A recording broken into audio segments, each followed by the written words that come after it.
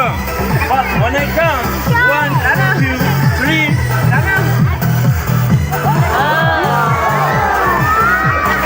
Super.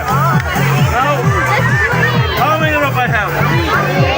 Super. I have 3 rope, but I have 3 rope but different size. This one is long one. Second one is medium one, super, and last one is small one. Watch carefully. 3 rope, different size. I took first long one.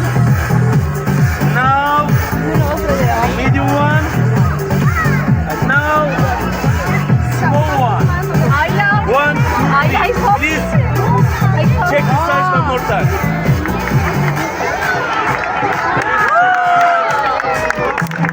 And now I will put 1 rope here.